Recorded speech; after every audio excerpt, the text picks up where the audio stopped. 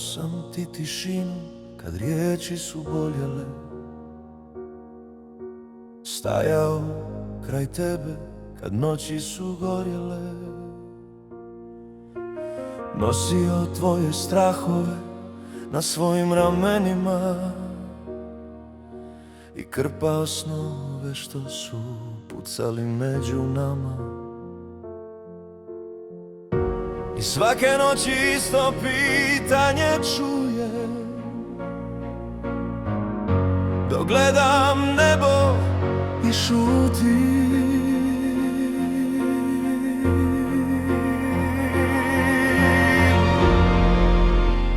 Koliko košta ljubav kad istina zaboli, koliko srca mora da izgori, koliko snova padne u mrak prije nego shvatiš šta znači znak. Koliko košta ljubav kad sve se sruši, kad ostaneš sam u vlastitoj duši. Ako je ljubav svjetlo što vodi kroz noć, zašto nas često nauči samo samoću?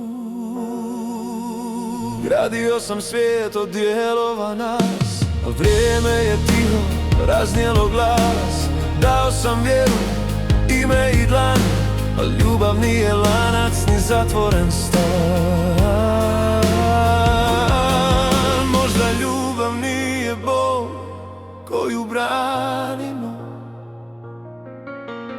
možda je put kojim sami odlazimo.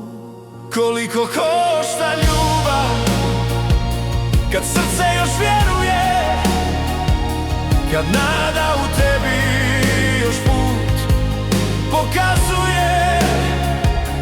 Možda je cijena koju svi platimo da naučimo koga stvarno volimo. Ako ljubav gori kroz najdužu noć, neka gori, al nikad tvoju svjetlost.